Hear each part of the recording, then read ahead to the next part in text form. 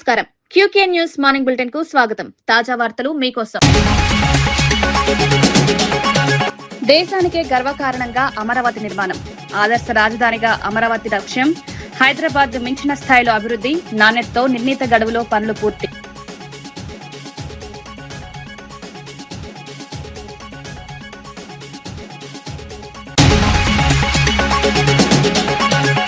కేటీఆర్ వ్యాఖ్యలకు కౌంటర్ ఇచ్చిన కోట్ల శ్రీనివాస్. ప్రజాపాలన ప్రభుత్వంపై విమర్శలు మానుకోవాలని సూచన. సంక్షేమ పథకాలను విజయవంతంగా అమలు చేస్తున్నామని వ్యాఖ్య. ప్రజల మద్దతు ప్రభుత్వానికి.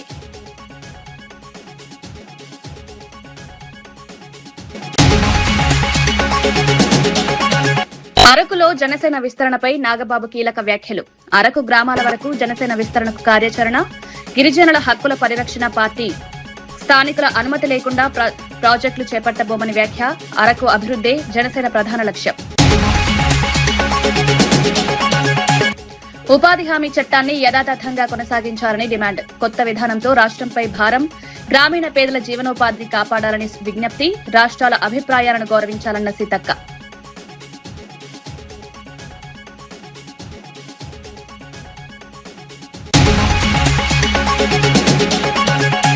మెతుకు ఆనంద్పై కాంగ్రెస్ నేత సామ రామచంద్రారెడ్డి విమర్శలు. మాజీ ఎమ్మెల్యే ఇచ్చిన కాంగ్రెస్ నేత అవినీతి ఆరోపణలకు సమాధానం చెప్పాలని డిమాండ్. ప్రజల విశ్వాసంతోనే ఎన్నికల్లో విజయం. అభివృద్ధిపై దృష్టి పెట్టాలని సూచన. అమరావతిని దేశం మొత్తం గర్వపడే అత్యాధునిక రాజధానిగా తీర్చిదిద్దడమే ప్రభుత్వ లక్ష్యమని ముఖ్యమంత్రి నారా చంద్రబాబు నాయుడు స్పష్టం చేశారు. రాజధాని నిర్మాణ పనుల పురోగతిపై సమీక్ష నిర్వహించిన సీఎం హైదరాబాద్ ను మించిన స్థాయిలో అమరావతిని అభివృద్ధి చేయాలని అధికారులకు, నిర్మాణ సంస్థలకు సూచించారు. ప్రపంచ స్థాయి మౌలిక వసతులు, విశాలమైన రహదారులు, ఆధునిక ప్రభుత్వ భవనాలు, పర్యావరణ హిత నిర్మాణాలతో అమరావతి ప్రత్యేక గుర్తింపు పొందేలా ప్రణాళికలు అమలు చేస్తున్నామని తెలిపారు. నిర్మాణ పనుల్లో నాణ్యతకు ఎలాంటి రాజీ ఉండకూడదని స్పష్టం చేసిన ఆయన కాంట్రాక్ట్ సంస్థలు నిర్ణీత గడువులో పనులు పూర్తి చేసేలా సమన్వయంతో పనిచేయాలని ఆదేశించారు.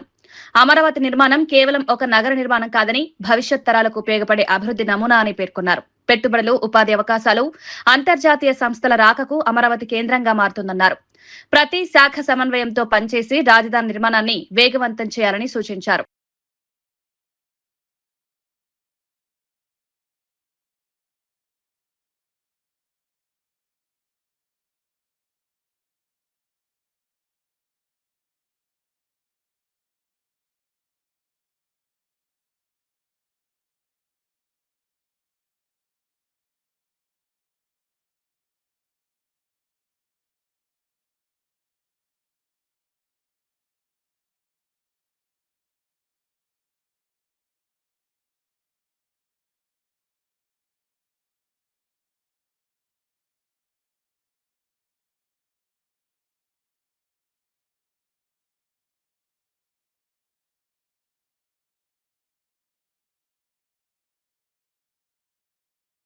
పల్నాడు జిల్లా నర్సరావుపేటలో జనసేన పార్టీ నిర్వహించిన జిల్లా సమాచార సేకరణ సమావేశంలో మాజీ మంత్రి, పార్లమెంటు పరిశీలకుడు బాలినేని శ్రీనివాసరెడ్డి పాల్గొన్నారు. జిల్లాలోని 7 నియోజకవర్గాల ప్రతినిధులతో సమావేశమైన ఆయన పార్టీని క్షేత్రస్థాయిలో మరింత బలోపేతం చేయడమే లక్ష్యంగా ఈ కార్యక్రమం చేపట్టామన్నారు. సమాచార సేకరణ కోసం 28 మంది సభ్యులతో ప్రత్యేక కమిటీని నియమించినట్లు వెల్లడించారు. 4 రోజుల పాటు జిల్లాలోనే ఉండి కార్యకర్తల నుంచి అర్జీలు స్వీకరించి పార్టీ అధినేత పవన్ కళ్యాణ్ కు పంపిస్తామన్నారు. పారదర్శకంగా కష్టపడి పనిచేసే కార్యకర్తలకే పార్టీలో పదవులు దక్కుతాయని స్పష్టం చేశారు. రాబోయే స్థానిక సంస్థల ఎన్నికల్లో కూటమి ఎమ్మెల్యేలతో సమన్వయం చేసుకుని జనసేన బలంగా ఉన్న ప్రాంతాల్లో పోటీ చేస్తామన్నారు. పార్టీకి రావాల్సిన గౌరవం తప్పకుండా దక్కేలా చర్యలు తీసుకుంటామని, గ్రూప్ రాజకీయాలకు తావు లేకుండా అందరూ ఐక్యంగా పనిచేయాలని పిలుపునిచ్చారు. జనసేనకు ఒకే నాయకుడు పవన్ కళ్యాణ్ మాత్రమని, ఆయన నాయకత్వంలో పార్టీ మరింత బలోపేతమవుతుందని బాలినేని పేర్కొన్నారు. ముఖ్యమైన నాయకులతోటి ఈరోజు మీటింగ్ పెట్టడం జరిగింది. ఇంకా రేపటి నుంచి కూడా ఎవరైతే ఆశావాహులు ఉన్నారో పార్టీకి సంబంధించినటువంటి ముఖ్యంగా పార్లమెంటు కమిటీలు, అలాగే అసెంబ్లీకి సంబంధించినటువంటి ఇన్ఛార్జి మరి కమిటీలు, అలాగే మండలానికి సంబంధించినటువంటి ఇన్ఛార్జి మరి కమిటీ, అలాగే అనుబంధ సంస్థల సంబంధించినటువంటి కమిటీలు అన్నీ కూడా ఆశా వాళ్ళు ఎవరుండే వాళ్ళు అప్లికేషన్ ఇవ్వడం జరుగుతుంది. దానికి సంబంధించి వాళ్ళు ఫిలప్ చేసి ఈ ఉన్నటువంటి కమిటీలు అందరికి కూడా రేపటి నుంచి ఇక్కడ కూర్చోవటం జరుగుతుంది. ఈ 28 మందికి వాళ్ళు వచ్చి అప్లై చేసుకొని దాంట్లో కరెక్ట్ అని కూడా వెరిఫై చేయడం జరుగుతుంది. ఇవన్నీ కూడా పారదర్శకంగా ఎక్కడ కూడా లోపం లేకుండా ఎవరు కష్టపడి పనిచేస్తారో వాళ్ళకి పదవులు ఇచ్చేదానికోసం ఈ కమిటీని ఏర్పాటు చేశారు. దాంట్లో వరకు ఎక్కడ కూడా లోపం లేకుండా కష్టపడి పనిచేసే వాళ్ళకి పదవులు దక్కుతాయని కూడా తెలియజేసుకుంటా ఉన్నాం. దానికి సంబంధించినటువంటి ఈ కమిటీలో వచ్చినటువంటి అర్జీలన్నీ కూడా స్టెబిలైజ్ చేసి మా నాయకుడు పవన్ కళ్యాణ్ గారికి పంపించడం జరుగుతుంది. తర్వాత దాని మీద ఎంక్వైరీ జరిగి ఎవరైతే సమర్థులు ఉన్నారో ఇన్ఛార్జీలు అయితే ఎట్లా సమర్థులైన ఇన్ఛార్జీలు, అలాగే మండల అధ్యక్షులు, ఇట్లాంటివన్నీ కూడా త్వరలోనే కమిటీ వేయడం జరుగుతుంది. దీనికి సంబంధించి ఈ 4 రోజులు ఇక్కడే ఉండి వాళ్ళు అర్జీలు తీసుకోవటం జరుగుతుంది. రేపు వరకు అయితే రేపు మధ్యాహ్నం 2 గంటల వరకు, రేపు మార్నింగ్ 10 నుంచి 2 గంటల వరకు ఈ అర్జీలు తీసుకోవడం జరుగుతుంది. అలాగే ఎల్లుండి నుంచి ఈవినింగ్ 6 దాకా, మార్నింగ్ 10 to ఈవినింగ్ 6 దాకా. అరకులోయలో జనసేన పార్టీని గ్రామస్థాయి వరకు విస్తరించేందుకు ప్రత్యేక కమిటీల ఏర్పాటు చేపడుతున్నట్లు ఎమ్మెల్సీ నాగబాబు తెలిపారు. పార్టీ కోసం గత 12 ఏళ్లుగా కష్టపడిన నాయకులు, కార్యకర్తలకు తగిన గుర్తింపు కల్పిస్తామని, అంకిత భావంతో పనిచేసే వారికి కీలక బాధ్యతలు అప్పగిస్తామని వెల్లడించారు. గిరిజన సంక్షేమం, మౌలిక వసతుల అభివృద్ధే డిప్యూటీ సీఎం పవన్ కళ్యాణ్ ప్రధాన లక్ష్యమని పేర్కొన్నారు. రాబోయే ఎన్నికల్లో అరకు, పాడేరు నియోజకవర్గాల్లో జనసేన బలంగా పోటీ చేస్తుందని ధీమా వ్యక్తం చేశారు. గిరిజనుల హక్కులు, రాజ్యాంగబద్ధ చట్టాల పరిరక్షణకు పార్టీ కట్టుబడి ఉందన్నారు. స్థానిక గిరిజనుల అనుమతి ప్రయోజనం లేకుండా హైడ్రో లేదా బాక్సైట్ ప్రాజెక్టులను చేపట్టబోమని స్పష్టం చేశారు. గిరిజనుల అభిప్రాయాలకే ప్రభుత్వం ప్రాధాన్యమిస్తుందని, వారి జీవన విధానానికి భంగం కలిగించే నిర్ణయాలు తీసుకోబోమన్నారు. ఎందుకంటే మాకైతే 100% పోటీ చేయాలి ఉంది.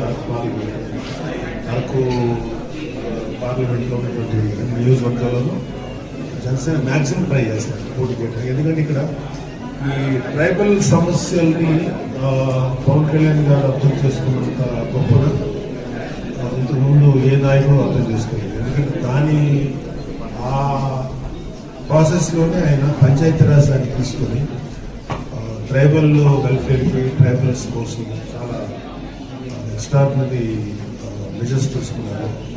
పంచాయతీరాజ్ శాఖ, వాటర్ వర్క్స్, ఇలాంటి రోడ్స్ చాలా ఆ శాఖ ద్వారా ఎంతో సర్వీస్ చేస్తున్నారు, ఇంకా చేయబోతున్నారు కూడా. చాలా ప్లాన్స్ ఉన్నాయి వాళ్ళకి. అది స్టాటిస్టిక్స్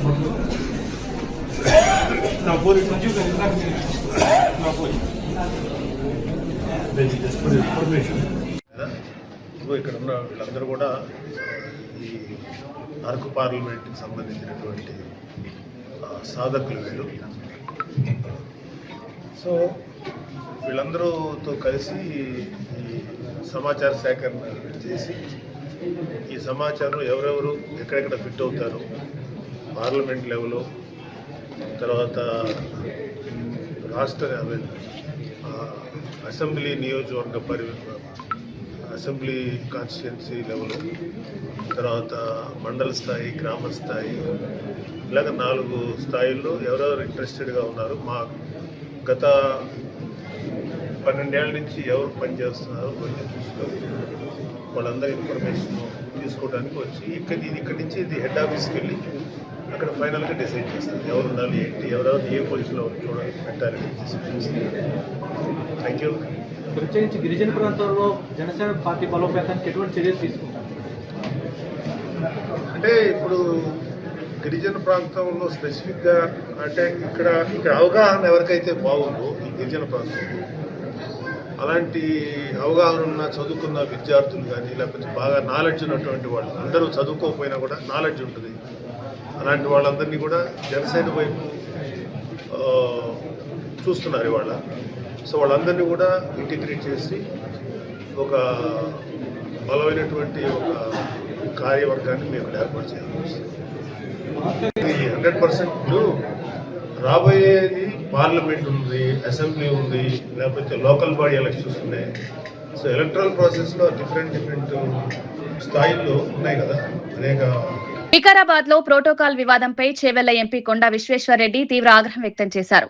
ఆర్ఎన్బి అతిథి గృహంలో మీడియాతో మాట్లాడిన ఆయన కాంగ్రెస్ ప్రభుత్వం గత బీఆర్ఎస్ ప్రభుత్వాన్ని మించిన స్థాయిలో ప్రోటోకాల్ ను ఉల్లంఘిస్తోందని ఆరోపించారు. కేంద్ర నిధులతో చేపడుతున్న అభివృద్ది కార్యక్రమాల్లో ఎంపీలకు తగిన గౌరవం ఇవ్వడం లేదని విమర్శించారు. శిలాఫలకాలపై ఎంపీ పేరును ఉద్దేశపూర్వకంగా చిన్నగా లేదా కింద భాగంలో ఉంచుతూ అవమానిస్తున్నారన్నారు. ఇకపై ప్రోటోకాల్ పాటించకుండా శిలాఫలకాలు ఏర్పాటు చేస్తే వాటిని తామే తొలగిస్తామని హెచ్చరించారు. రాష్ట్ర వ్యాప్తంగా బీజేపీ కార్యకర్తలపై కాంగ్రెస్ నేతలు దాడులకు పాల్పడుతున్నారని, ధరూర్ మండలంలో తమ పార్టీ సర్పంచ్ పై దాడి చేసి తిరిగి తమ వారిపైనే కేసులు నమోదు చేశారని ఆరోపించారు. పోలీసులు పక్షపాత ధోరణితో వ్యవహరిస్తూ రౌడీ షీటర్లకు అండగా నిలుస్తున్నారని విమర్శించారు. ప్రజాస్వామ్య వ్యవస్థలో ఎన్నికైన ప్రజాప్రతినిధులకు గౌరవం ఇవ్వాలని, లేకపోతే బీజేపీ ఉద్యమాన్ని మరింత ఉధృతం చేస్తుందని కొండా విశ్వేశ్వరరెడ్డి స్పష్టం చేశారు. కత్తులు రాడ్లు తీసి అది ఎక్కడ ఇంతకుముందు ఎక్కడనో కడపాలనో ఎక్కడనో అయితే, కానీ ఇప్పుడు మా వికారాబాద్ జిల్లాలో కూడా అవుతుందని నాకు తెలిసింది. ఇది మొదటిసారి కాదు. టీఆర్ఎస్ ప్రభుత్వం నుండి వికారాబాద్లో మొదలైనవి, ఇప్పుడు ఇంకా అవుతున్నాయి. మా ఊళ్ళ మీద దాడి అవుతున్నది. ఫ్రస్ట్రేషన్ ప్రతి ఒక్కటి. మా వికారాబాద్కి ఏమన్నా అభివృద్ధి అవుతుందంటే ఎందుకవుతుంది? కేంద్ర ప్రభుత్వం నుంచి. ఇటు మన్నెగూడ వరకు హైవే వచ్చినా,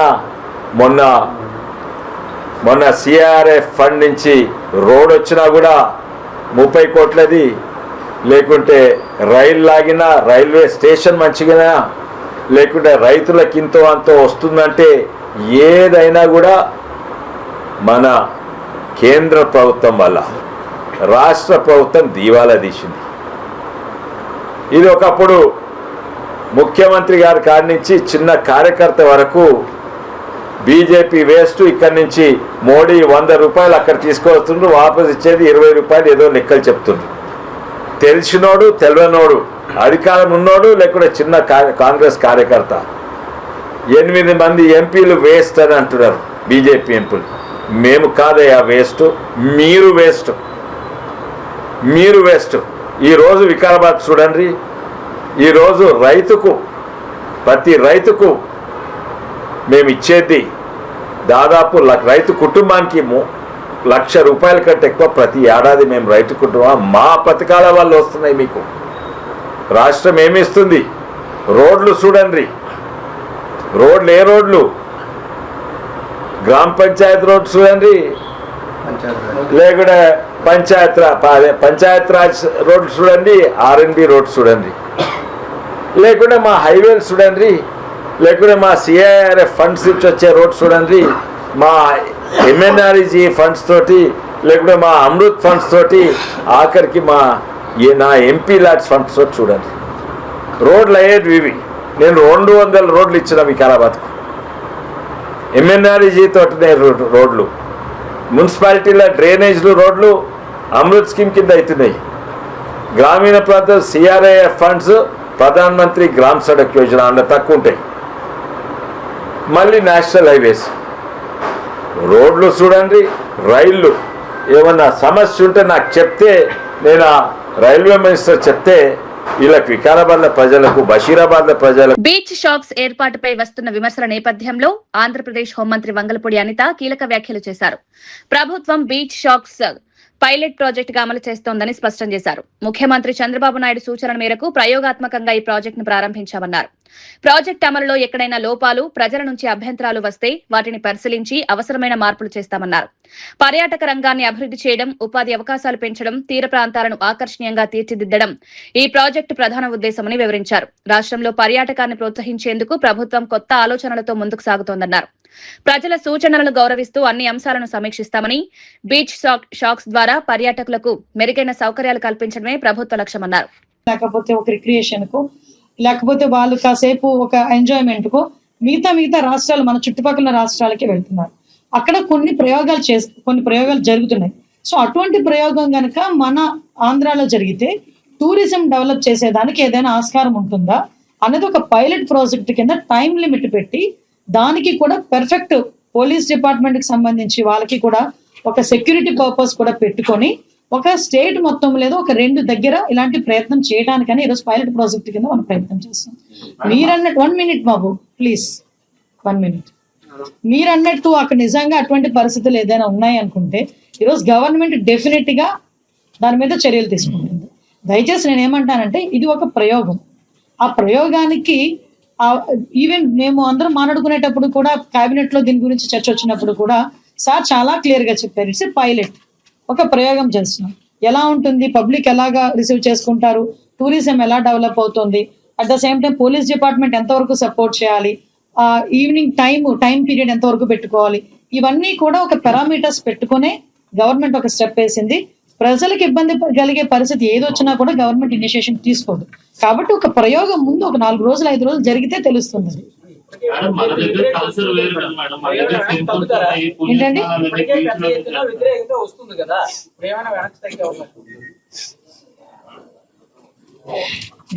ఏమండి అంటే మీరు నన్ను కూర్చోబెట్టి నా చేత మాట్లాడిస్తారు కానీ నేను మాట్లాడడం మొదలు పెడితే మళ్ళీ ఏదో ఒకటి కాంట్రవర్సీ అంటారు. అంటే ప్రయోగం చేసేటప్పుడు 100కి 100% సాటిస్ఫై చేయడం ఎవరి వల్ల కాదు, దేవుడి తరం కూడా కాదు. ఆ దేవుడి తరం కూడా కాదు ప్రతి ఒక్కరిని సాటిస్ఫై చేయడం అనేది. ఎంతమంది ఒక ప్రయోగం చేసేటప్పుడు మిక్స్డ్ ఒపీనియన్ ఉంటుంది. ఒకళ్ళేమో ఓకే అంటారు, ఒకళ్ళేమో వద్దు అంటారు, అన్ని మిక్స్డ్ ఒపీనియన్ ఉంటుంది. కానీ గవర్నమెంట్ ఏంటి అన్ని రకాల ఆలోచన చేసుకొని ఒక ప్రయోగం చేస్తున్నా దాన్ని విధి విధానాలు ఎలా ఉన్నాయని పెట్టుకుంటుంది. దానివల్ల వచ్చే రిజల్ట్ కూడా వెయిట్ చేయొచ్చు కదా. ఇప్పుడు జరిగేది ఏదో జరుగుతుందని ఆలోచించే కన్నా ఇక్కడ కూర్చొని మనం ఏదో దాని మీద మనం ఏది పెద్ద రాయకూడదు, ఏది పెద్దది మాట్లాడకూడదు. Just wait and see. నిజంగా అటువంటి పరిస్థితి వస్తాయి కనుక గవర్నమెంట్ వెనక్కి తగ్గడం ఏంటంటే ఆపుతాము అంతే తప్పించి మేము ఎప్పుడు కూడా పబ్లిక్ కి వ్యతిరేకంగా వెళ్తామని ఎప్పుడు చెప్పలేదు, వెళ్ళం కూడా. మన కల్చర్ వేరు, మనకి ఇక్కడ పుణ్యస్నానాలు అన్ని కూడా బీచ్ మీద జరుగుతుంటాయి, టెంపుల్స్ కూడా ఉన్నాయి, ముఖ్యంగా మహిళల నుంచి వ్యతిరేకత. ఎవరు మాట్లాడుతున్నారు? మహిళా సంఘాలన్నీ కూడా తీవ్రంగా. అనిల్ బాబు యా వాయిస్ వినిపించింది, మనిషి కనిపించలేదంటే అని అనుకున్నాను. యా మమ్మీ అమ్మా బోత్ ఉంటాయి నాయన. నేను ఏమంటానంటే 2 ఉంటాయి ఒక దగ్గర. అంటే మనం తీసుకునే విధానం బట్టి ఉంటుంది, మనం చూసే చూపు బట్టి ఉంటుంది. నేను అదంట ఈరోజు ప్రతి ఒక్కరు విశాఖపట్నం టూరిజం డెవలప్ అవ్వాలి, టూరిజం డెవలప్ అవ్వాలి, టూరిజం డెవలప్ అవ్వాలి. టూరిజం డెవలప్ అయ్యేదానికి ఎంతవరకు తీసుకుంటున్నాం, అన్ని ఇనిషియేషన్స్ తీసుకుంటున్నాం. ఈరోజు టూరిజం డెవలప్ అవ్వడానికి ప్రభుత్వం ఈరోజు టూరిజంలో ఎంత మేరకు ముందుకెళ్ళిందో మీరు కూడా చూస్తున్నారు. ఇది అంటే ఇప్పుడు చాలా మంది చాలా స్టాటిస్టిక్స్ తీసుకున్నాం. మీకేమో ఇలా దీని నుంచి మాట్లాడితే నా గురించి ఏదో రకంగా మాట్లాడతారు. సో అన్ని ఆలోచన చేసుకొని ఒకసారి పైలట్ ప్రాజెక్ట్ కింద తీసుకున్నాం. దానికి కూడా ఇప్పుడు ఎక్కడైనా సముద్ర స్నానాలు చేసే పరిస్థితులు ఉన్నాయి. సముద్ర స్నానాలు అంటే దారి పొడుగునా కాదు కదా, కొంత టైం వాళ్ళకి ఒక ప్లేసెస్, ఇవన్నీ కూడా మీరు చెప్పిన సూచనలు 1 or 2 ఉన్నాయి కదా, వీటిని కూడా ఓవర్కమ్ చేయడానికి ఏం చేయాలని చూసుకుంటాం మేము కూడా.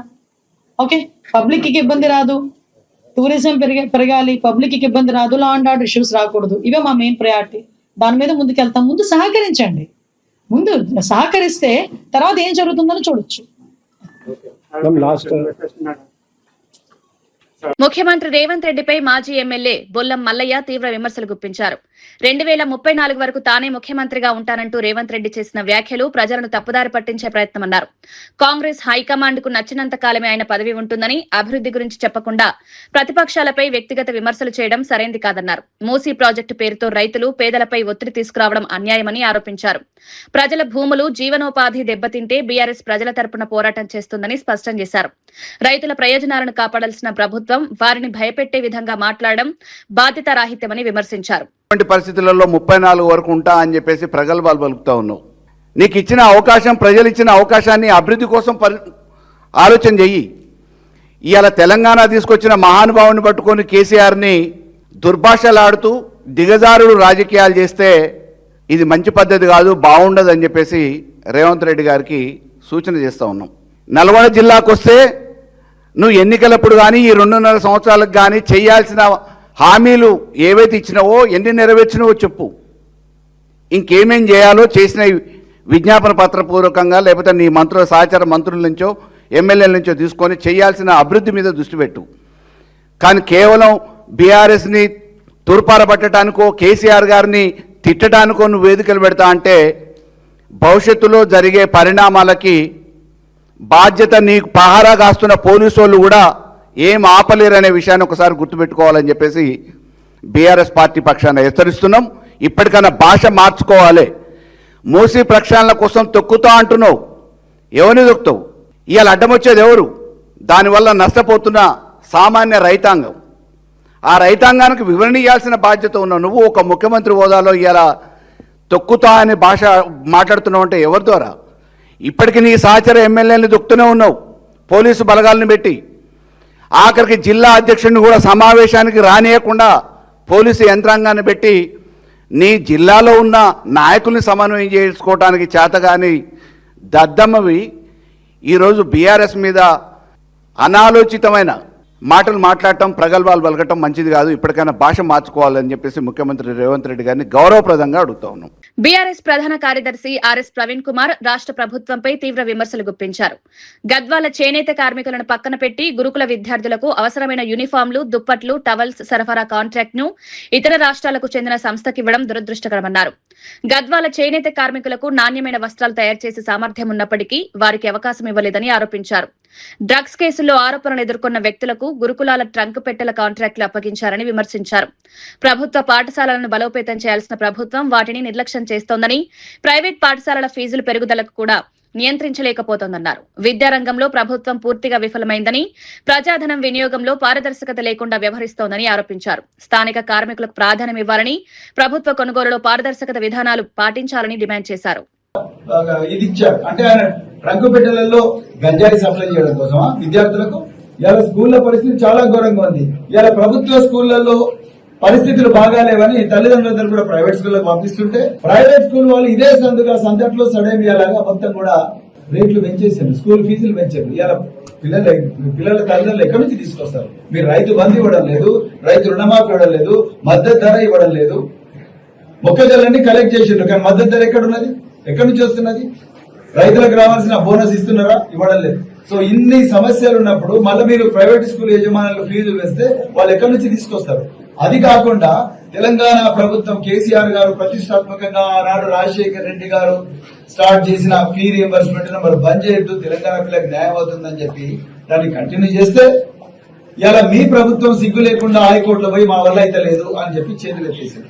10,000 కోట్లు అంటే పేదోళ్ళు బర్రెలు కాసుకునే గొర్రెలు కాసుకునే కుటుంబాల నుంచి ఇంజనీర్లు కాకూడదా, డాక్టర్లు కాకూడదా, విదేశాలకు పోకూడదా? అక్కడ చేతులు ఎత్తేసిండు. దానివల్ల ప్రైవేట్ యజమానులు ముక్కు పిండి లాగుతా ఉన్నారు.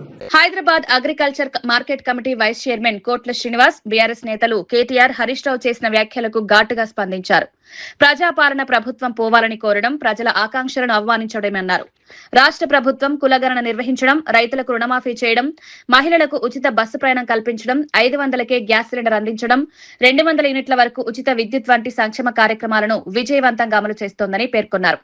అభివృద్ధి, సంక్షేమాన్ని సమానంగా ముందుకు తీసుకువెళ్తున్న ప్రభుత్వంపై అనవసర విమర్శలు చేయడం బాధ్యత రాహిత్యమని విమర్శించారు. తెలంగాణను దేశంలో అగ్రస్థానంలో నిలబెట్టేందుకు ప్రభుత్వం కృషి చేస్తోందని, ప్రజల మద్దతు ప్రజాపాలన ప్రభుత్వానికే ఉంటుందన్నారు. పాలిటెక్నిక్ కాలేజీలు తీసుకొచ్చినందుకు ప్రజాపాలన పోవాలనా? ఇలా మహిళలందరూ ఉచిత ప్రయాణం చేస్తున్నందుకు ప్రజాపాలన పోవాలనా? అదే విధంగా 30 నెలల్లో దాదాపు 70,000 ఉద్యోగాలు ఇచ్చినందుకు మరి ప్రజాపాలన పోవాలనా? అదే విధంగా ఎన్నో సంక్షేమ కార్యక్రమాలు చేస్తూ ఈ రోజు దేశంలోనే ఒక అగ్ర రాష్ట్రంగా తీర్చిదిద్దాలని చేస్తున్న ప్రయత్నం మరి ప్రజాపాలన పోవాలనా? ఈ రోజు మహిళలకు దాదాపు 500 రూపాయలకే సిలిండర్లు ఇచ్చి పేద ప్రజలను ఆదుకుంటున్నందుకు ప్రజాపాలన పోవాలనా? పేదలకు 200 యూనిట్లు ఉచిత విద్యుత్ సరఫరా చేస్తున్నందుకు మరి ప్రజాపాలన పోవాలనా? ఏం మాట్లాడుతారు కేటీఆర్ గారు మీరు ఇష్టం వచ్చినట్టు? బీజేపీ జాతీయ అధ్యక్షుడు నితిన్ నబీన్ తెలంగాణలో పార్టీ బలోపేతంపై విశ్వాసం వ్యక్తం చేశారు. సంక్షేమ పథకాలలో అవినీతిని అరికట్టి లబ్ధిదారుల ఖాతాల్లోకి నేరుగా నిధులు జమ చేసే విధానాన్ని మోదీ ప్రభుత్వం విజయవంతంగా అమలు చేస్తోందని అన్నారు. గత 12 ఏళ్లుగా తెలంగాణ అభివృద్ధికి కేంద్ర ప్రభుత్వం భారీగా నిధులు కేటాయించిందని, వరంగల్ సమగ్రాభివృద్ధికి మాత్రమే 17,000 కోట్లకు పైగా మంజూరు చేసినట్లు తెలిపారు. బీజేపీకి ప్రజల ఆదరణ పెరుగుతోందని, రాబోయే ఎన్నికల్లో విభజన రాజకీయాలకు ప్రజలు గట్టికి సమాధానమిస్తారన్నారు. కేంద్ర మంత్రులు కిషన్ రెడ్డి, బండి సంజయ్ కూడా బీఆర్ఎస్, కాంగ్రెస్ ప్రభుత్వాలపై విమర్శలు చేస్తూ డబుల్ ఇంజిన్ ప్రభుత్వం ద్వారానే నిజమైన అభివృద్ధి సాధ్యమని పేర్కొన్నారు. सरकार की योजनाओं, उन योजनाओं की भी जानकारी दे कि नाकामी की भी चर्चा हम नीचे तक ले जाएं। लेकिन मैं धन्यवाद देता हूं उस वारंगल की जनता के तरफ से नरेंद्र मोदी जी को कि उन्होंने पीवी नरसिम्हा राव का भी सपना पूरा करने का काम किया और काजी पेट में जो कारखाना खड़ा होगा वो यहाँ के युवाओं को यहाँ के नौजवानों को रोजगार का नया अवसर सृजित करेगा। जो वारंगल में लोकल बॉडी चुनाव होने जा रहे हैं, पूरी तरह से भाजपा का कमल खिलना चाहिए मित्रों। 2028 के पहले का सेमीफाइनल ये है मित्रों। इस सेमीफाइनल में यहाँ की सरकार को उखाड़ फेंकेंगे मित्रों। సుమారు 17,000 కోట్ల రూపాయలు ఈ వరంగల్ పట్టణ అభివృద్ధికి నా దగ్గర డాటా ఉంది. వరంగల్ రైల్వే స్టేషన్ అభివృద్ధి, కాజీపేట రైల్వే స్టేషన్ అభివృద్ధి, రైల్ ఫ్యాక్టరీ వచ్చే సంవత్సరం ప్రారంభం కాబోతుంది. ఇక్కడ రైలు ఇంజన్లు, రైలు కోచ్లు ప్రారంభోత్సవం జరుగుతుందన్న విషయాన్ని ఈ సందర్భంగా మనయేస్తా ఉన్నాను. ఎయిర్పోర్ట్ పనులు ప్రారంభిస్తాం. పిఎం మెగా టెక్స్టైల్ పార్క్ మంజూరు చేసిన విషయాన్ని మనం చేస్తా ఉన్నాను. కేంద్ర ప్రభుత్వము ఏం చేసిందనే విషయాన్ని ఈ సందర్భంగా వాళ్ళు మాట్లాడుతూ ఉన్నారు. మరి మీరేం చేశారో చూపియండి. తెలంగాణను నిలువున ఈ రెండు పార్టీలు ముంచారు. డబుల్ ఇంజన్ సర్కార్గా ఈసారి భారతీయ జనతా పార్టీకి ఓటేస్తామని బీజేపీ రావాలి. అప్పుడే ఈ తెలంగాణ అభివృద్ధి చెందుతుంది. మేము సవాల్ చేస్తున్నాం, ఈ వరంగల్ కార్పొరేషన్ స్మార్ట్ సిటీ చేసిన ఘనత నా నరేంద్ర మోడీ ప్రభుత్వాన్ని. 70 పైసలు స్మార్ట్ సిటీ పైసలు డైవర్ట్ చేసిన కరీంనగర్ ఎందుకు అభివృద్ధి చెందింది? వరంగల్ స్మార్ట్ సిటీగా ఎందుకు అభివృద్ధి చెందలేదు? వరంగల్ ఇచ్చిన పైసలు ఏడవేనయో బీఆర్ఎస్ పార్టీ నాయకులు ప్రశ్నించాలి. చిన్నపాటి వర్షానికే వరంగల్ మునిగే పరిస్థితి నా స్మార్ట్ సిటీ పైసలు ఏడవేనయో మీరు అడగాలని లేదన్నా. భాగ్యనగర్ తర్వాత కేంద్ర ప్రభుత్వం అత్యధిక నిధులు ఇచ్చినటువంటి ఇలా వరంగల్ కార్పొరేషన్. ఎప్పుడు ఎన్నికలు వచ్చినా తెలంగాణ రాష్ట్రంలో ఎగిరేది కాషాయపు జెండా ఈ తెలంగాణ గడ్డ మీద ఎగురుతున్న విషయాన్ని ఒక్కసారి గుర్తుంచుకోండి. తెలంగాణ మంత్రి సీతక్క కేంద్ర ప్రభుత్వాన్ని ఉపాధి హామీ చట్టాన్ని యథాతథంగా కొనసాగించాలని కోరారు. ఢిల్లీలో కేంద్ర గ్రామీణాభివృద్ధి శాఖ మంత్రి శివరాజ్ సింగ్ చౌహాన్ అధ్యక్షతన జరిగిన సమావేశంలో పాల్గొన్న ఆమె ప్రతిపాదిత వీబీజీ రామ్జీ పథకంపై తెలంగాణ ప్రభుత్వ అభ్యంతరాలను వివరించారు. కొత్త విధానం అమల్లోకి వస్తే రాష్ట్రంపై అదనపు ఆర్థిక భారం పడే అవకాశం ఉందని తెలిపారు. ప్రస్తుతం అమల్లో ఉన్న ఉపాధి హామీ చట్టం గ్రామీణ పేదలకు ఎంతో ఉపయోగపడుతోందని, దాన్ని కొనసాగించడం అవసరమని కేంద్రానికి విజ్ఞప్తి చేశారు. తెలంగాణ ప్రభుత్వం తరపున అధికారిక లేఖను సమర్పిస్తూ రాష్ట్ర ఆందోళనను కేంద్రం పరిగణలోకి తీసుకోవాలని కోరారు. గ్రామీణ ఉపాధి, పేదల జీవనోపాధి రక్షణే తమ ప్రభుత్వ ప్రధాన లక్ష్యమని, రాష్ట్రాలను అభిప్రాయాలను గౌరవిస్తూ కేంద్రం తగిన నిర్ణయం తీసుకోవాలని ఆకాంక్షించారు. విషయంలో వెల్ఫేర్ లో కూడా చాలా స్కీమ్స్ గవర్నమెంట్ ఫ్రీగా పబ్లిక్ ఇస్తున్నటువంటి క్రమంలో ఇట్లా సెంట్రల్ కూడా ఈ రకంగా దాదాపు 50% లాగా తీసుకురావడంతో అవి బర్డన్ గా మిగిలిపోతున్నాయి. అందుకని మా రిక్వెస్ట్ ఏంటంటే పాత చట్టం ఎట్లయితే MGNREGS లో ఉందో 100% వేజెస్ కానీ, అదేవిధంగా 75% మెటీరియల్ కాంపోనెంట్ కానీ అట్లా ఉంటే బాగుంటుంది అనేది మా సూచనలు, మా డిమాండ్లు. కడప జిల్లా బద్వేల్ మండలంలో ప్రభుత్వ భూముల ఆక్రమణలను వెంటనే గుర్తించి తొలగించాలని డిమాండ్ చేస్తూ సిపిఐ నాయకులు ఎంఆర్ఓ కార్యాలయం ఎదుట ధర్నా నిర్వహించారు. ప్రభుత్వ భూములను కొందరు అక్రమంగా ఆక్రమిస్తున్నప్పటికీ అధికారులు నిర్లక్ష్యంగా వ్యవహరిస్తున్నారని ఆరోపించారు. ప్రభుత్వ ఆస్తులను రక్షించి పేదలకు ఇళ్ల స్థలాలు, సాగు భూముల కోసం వినియోగించాలని కోరారు. భూముల కబ్జాలపై సమగ్ర సర్వే నిర్వహించి బాధ్యులపై కఠిన చర్యలు తీసుకోవాలని డిమాండ్ చేశారు. ప్రభుత్వ భూముల పరిరక్షణలో అధికారులు బాధ్యతాయుతంగా వ్యవహరించాలని, ప్రజా ప్రయోజనాలను కాపాడాలని సూచించారు. ప్రజల సమస్యలను పట్టించుకోకపోతే ఉద్యమాన్ని మరింత ఉధృతం చేస్తామని హెచ్చరించారు. అనంతరం తమ డిమాండ్లతో కూడిన వినతి పత్రాన్ని ఎంఆర్ఓ తిరుమల బాబుకు అందజేశారు. శ్రీకొత్తపల్లె 1 నుంచి వనంపల్లె 4 సర్వే నంబర్ వరకు, ఇటువైపు బోయినపల్లె గా నుంచి, గొడుగునూరు గా నుంచి, తిప్పనపల్లె దగ్గర నుంచి, కొత్త చెరువు నుంచి వనంపల్లె దగ్గర వరకు కబ్జాలకు గురైనటువంటి 100 ఎకరాల భూములు ఈరోజు జామాల చెట్లు వేసుకొని, ఈరోజు మామిడి చెట్లు వేసుకొని, ఈ విధంగా సపోటా చెట్లు వేసుకొని దర్జాగా కోట్ల భూములు, విలువైనటువంటి కోట్ల భూములు దర్జాగా అనుభవిస్తూ ఉంటే రెవెన్యూ అధికారులకు అనేక మార్లు భారత కమ్యూనిస్టు పార్టీ సిపిఐ మీకు విన్నవించినా, మీకు విజ్ఞప్తి చేసినా, అర్జీల ద్వారా రూపంలో చేసినా కూడా ఈ రోజుకి కూడా 1 ఎకరా భూమి కూడా స్వాధీనం చేసుకోకపోవడానికి గల కారణం ఏంటని ఈరోజు కమ్యూనిస్టు పార్టీగా మిమ్మల్ని అడుగుతా ఉన్నాం. ఈరోజు జరుగుతూ ఉంది బద్వేల్ రూరల్ ప్రాంతంలో కానీ, టౌన్లో కానీ రెవెన్యూ అధికారులు ఎవరికైతే ముడుపులు ఇస్తారో వారి వైపున, కబ్జాదారుల వైపున కొమ్ము కాస్తున్నారని కోడై కూస్తా ఉంది ఈరోజు బద్వేల్ మండలంలో. మీ రెవెన్యూ అధికారులకు ఇది కనపడడం లేదా, వినపడడం లేదా అని కూడా మేము ఈ సందర్భంగా అడుగుతున్నాం. జాతీయ రహదారి పక్కన ఉన్నటువంటి ప్రభుత్వ భూమి, విలువైనటువంటి ప్రభుత్వ భూములు కూడా ఈరోజు 5 ఎకరాల చిల్లర మీరు నిత్యము పోయి వచ్చేటువంటి దారులలో కూడా దొంగ పట్టాలు సృష్టించుకొని, దొంగ రికార్డులు సృష్టించుకొని ప్రభుత్వాన్ని మోసం చేసి కోర్టులను మోసం చేసి ఆన్లైన్ చేసుకుని అక్రమంగా అసైన్మెంట్ జరగకుండానే ఆన్లైన్ చేసుకున్నటువంటి ఘనత ఈ బద్వేలు మండలంలో ఉందండి. మీ రెవెన్యూ మండలంలో మీ రెవెన్యూ ఆఫీసులో మీ పాత్ర లేకోకుండానే మీకు ముడుపులు రాకోకుండానే ఇవన్నీ అక్రమాలు ఆన్లైన్లో జరుగుతున్నాయా అని ఈరోజు మేము మిమ్మల్ని అడగదలుచుకున్నాం. ఇప్పటికైనా కూడా బద్వేలు మండలంలో భూ కబ్జాలకు సంబంధించినటువంటి దాంట్లో మీరు అరికట్టలేకపోతే ఏవైతే జామాయిల చెట్లు వేసి, ఏవైతే దానిమ్మ చెట్లు వేసి, ఏవైతే మామిడి చెట్లు వేసి, ఏవైతే దర్జాగా అనుభవిస్తున్నారో అవన్నీ స్వాధీనం చేసుకోకపోతే భారత కమ్యూనిస్టు పార్టీ దేశానికే గర్వకారణంగా అమరావతి నిర్మాణం, ఆదర్శ రాజధానిగా అమరావతి లక్ష్యం, హైదరాబాద్ మించిన స్థాయిలో అభివృద్ధి, నాణ్యతతో నిర్ణీత గడువులో పనులు పూర్తి.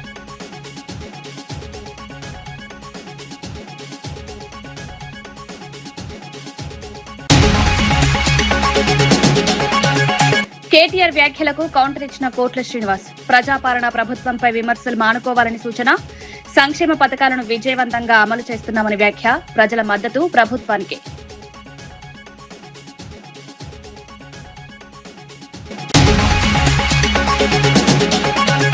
అరకులో జనసేన విస్తరణపై నాగబాబు కీలక వ్యాఖ్యలు, అరకు గ్రామాల వరకు జనసేన విస్తరణకు కార్యాచరణ, గిరిజనుల హక్కుల పరిరక్షణ పార్టీ స్థానికుల అనుమతి లేకుండా ప్రాజెక్టులు చేపట్టబోమని వ్యాఖ్య, అరకు అభివృద్ధి జనసేన ప్రధాన లక్ష్యం. ఉపాధి హామీ చట్టాన్ని యథాతథంగా కొనసాగించాలని డిమాండ్, కొత్త విధానంతో రాష్ట్రంపై భారం, గ్రామీణ పేదల జీవనోపాధిని కాపాడాలని విజ్ఞప్తి, రాష్ట్రాల అభిప్రాయాలను గౌరవించాలన్న సీతక్క.